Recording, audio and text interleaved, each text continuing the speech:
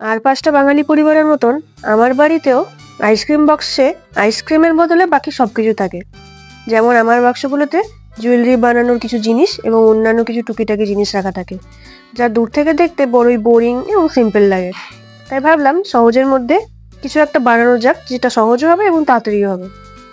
আমি এই ভিডিওটিতে টোটাল 3টে বাক্সকে কাস্টমাইজ করব, 3টি আলাদা আলাদা স্টাইলে। তাহলে চলো শুরু করা যাক।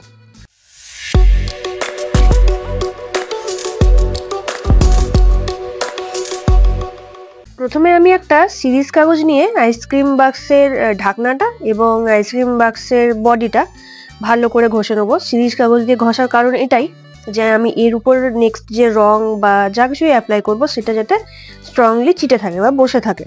এরপর একটা বাটিতে আমি 2 চামচ প্লাস্টার অফ প্যারিস, 1 চামচ জল, 1 চামচ ফেভিকল গ্লু একসাথে নিয়ে ভালো করে মিশিয়ে এরকম একটা ছাঁকনিতে, পুরোনো বা নতুন যেরকম ছাঁকনি হোক, ছাঁকনিতে ভালো করে ছেঁকে নিয়ে একটা পেস্ট বের করে নিলাম।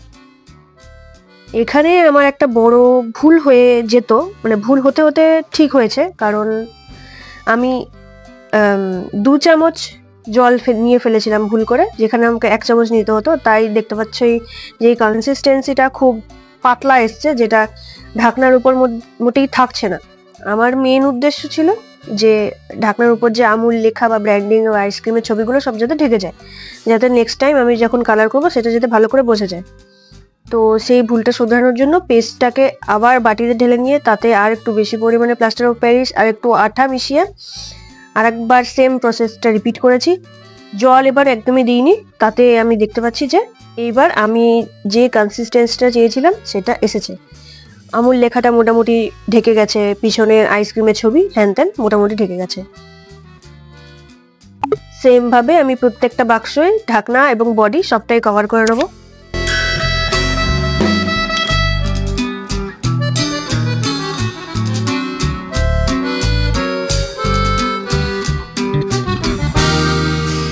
এরপর একটা স্পঞ্জ নিয়ে এরকম ঢাকনার উপর দিয়ে ড্যাব ড্যাব ড্যাব ড্যাব করবো, যাতে করে একটা স্মুথ সারফেস পাওয়া যায়। ব্রাশের যে স্ট্রোকগুলো সেগুলো যাতে বোঝা না যায়।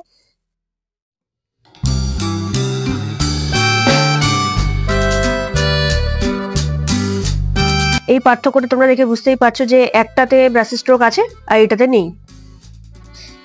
এই স্পঞ্জগুলো সাধারণত আমি ঘড়ির বাক্স থেকে পেয়ে থাকি। নতুন ঘড়ি কিনলে সেই যে বাক্সটা তার মধ্যে এই স্পঞ্জগুলো থাকে। তোমরা অন্যান্য দোকান থেকে বা কাপড়ের দোকান থেকে এরকম স্পঞ্জ পেতে পারো।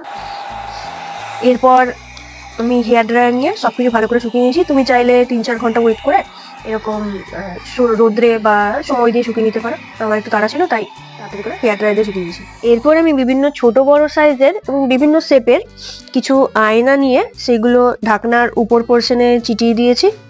ফেভিকল দিয়ে ভালো করে চিটিয়ে দিয়েছি এবং চিটানোর পর অবশ্যই এবং অতি অবশ্যই 3 থেকে 4 ঘন্টা ওয়েট করতে হবে। মেক শিওর করতে হবে যাতে প্রত্যেকটা আয়না ভালোভাবে চিটে লেগে থাকে, ছেড়ে যেন না যায় বা গ্লু যেন ভালোভাবে শুকিয়ে থাকে। আর 2 চামচ ওয়ালপুট্টি নিয়েছি আমি। 2 চামচ ওয়ালপুট্টির সাথে একটুখানি সাদা রং এবং সামান্য একটুখানি জল একসাথে মিশিয়ে এরকম একটা ঘন পেস্ট তৈরি করেছি।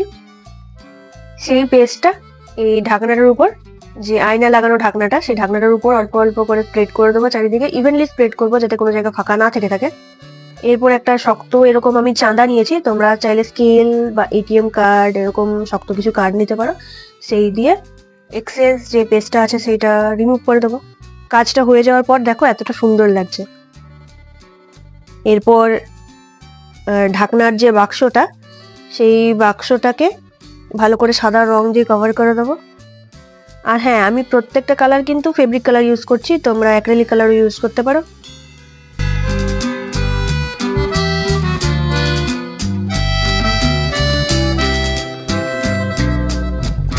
এরপর একটা কোণের ভিতর, যেমন মেহেন্দির কোণ হয় সেরকম কোণের ভিতর ওয়ালপুট্টির সাথে একটু বেশি পরিমাণে জল মিশিয়ে এবং আঠা মিশিয়ে আমি এরকম একটা পেস্ট তৈরি করেছি। কোণটা কি করে বানাতে হয় সেটা এই ভিডিওতে না, আমি পরের কোনো ভিডিওতে দেখাবো। ঠিক যেমনভাবে মেহেন্দি পড়ে সেরকমভাবে আমি এরকম কিছু লোটাসের সাইন এঁকে নিচ্ছি।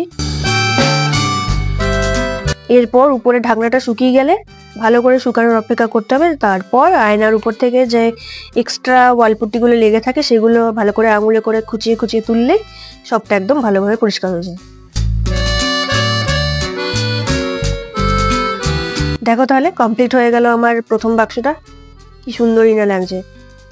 এই উপরের ঢাকনাটা এতই সুন্দর লাগছে যে উপরের ঢাকনাটাকে আলাদা করে ওয়াল হ্যাঙ্গিং হিসাবে ইউজ করলেও যথেষ্ট ভালো লাগবে।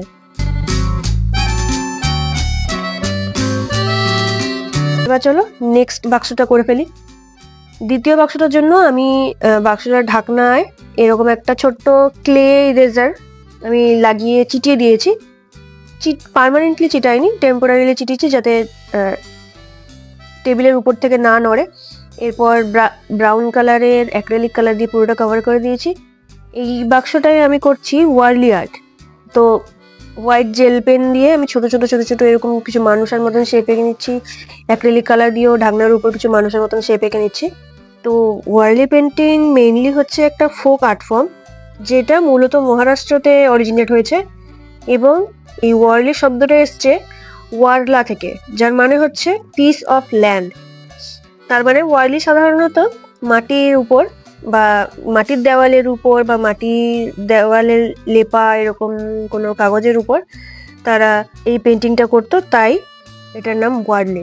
তো আমি কিছু কিছু জায়গায় হোয়াইট জেল পেন এবং কিছু কিছু জায়গায় হোয়াইট অ্যাক্রিলিক কালার দিয়ে পুরো বাক্সটা কমপ্লিট করে দিয়েছি।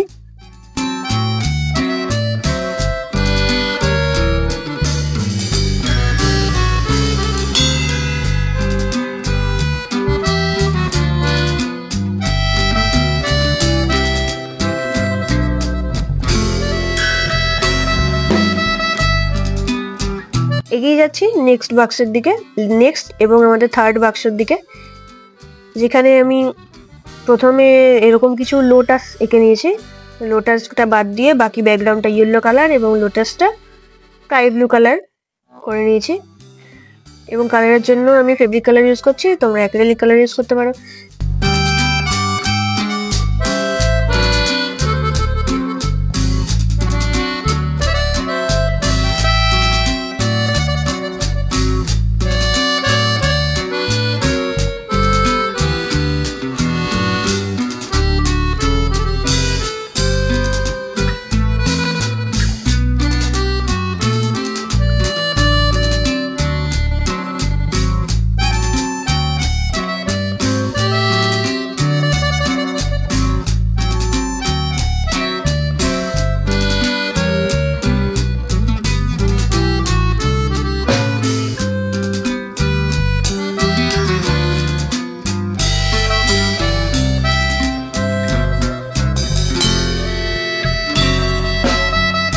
প্রথমটা আমি মিরর মোজাইক আর্ট করেছি, দ্বিতীয়টা করলাম ওয়ার্লি আর্ট, কিন্তু এই তৃতীয়টা কোনো স্পেসিফিক আর্ট ফর্ম নয়।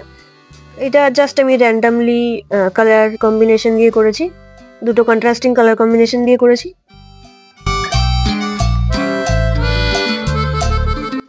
আজকের ভিডিওটা অনেকটাই বড় হয়ে গেল। যদি ভালো লেগে থাকে, যদি শেষ পর্যন্ত দেখে থাকো, প্লিজ লাইক করো, কমেন্ট করো, শেয়ার করো এবং তোর বন্ধুদেরকে বলো যাতে তারাও সাবস্ক্রাইব করে। আশা করি কিছু না কিছু শিখতে পারো আমার ভিডিও থেকে। আমি প্রত্যেকটা ভিডিও চেষ্টা করি আলাদা আলাদা রকম করার, যাতে কোনো একঘেয়েমি না থাকে।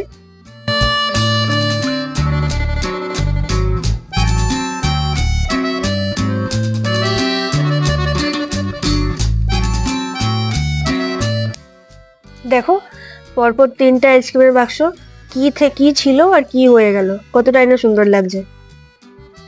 তোমরা চাইলে এই আইসক্রিমের বাক্সে যে ঢাকনাগুলো এতটাই সুন্দর লাগছে যে ঢাকনাগুলোর উপর যদি একটা রেজিনের লেয়ার দেওয়া হয় তাহলে ঢাকনাটা পুরোপুরি ওয়াটারপ্রুফ এবং প্রচণ্ড শক্ত এবং টেকসই হয়ে যাবে। তখন এই ঢাকনাগুলোকে তোমরা প্লেট হিসেবে ব্যবহার করতে পারো, যেমন চায়ের প্লেট বা স্ন্যাক্সের প্লেট ইত্যাদি হিসেবেও ব্যবহার করতে পারো। আমি যেহেতু ঢাকনাগুলোর দরকার আমার বাক্সগুলো ঢেকে রাখার জন্য, তাই কোনো রেজিন অ্যাপ্লাই করিনি, কিন্তু তোমরা চাইলে এরকম প্লেটের মতন ইউজ করতে পারো, শুধুমাত্র ওয়াল হ্যাঙ্গিং এর মতনও ইউজ করতে পারো।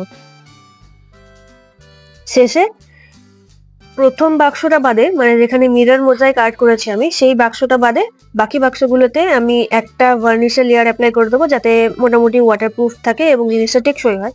প্রথম বাক্সটায় আমি ভার্নিশ অ্যাপ্লাই করবো না, তার কারণ হচ্ছে যেহেতু আয়নাগুলো দেওয়া আছে, ভার্নিশ অ্যাপ্লাই করলে আয়নার গ্লেজিনেসটা বা আয়নার যে মজাটা সেটা চলে যাবে। এই আমার ভিডিও এখানে শেষ করছি। ওকে, বাই। দেখা হচ্ছে তাড়াতাড়ি নেক্সট ভিডিওতে।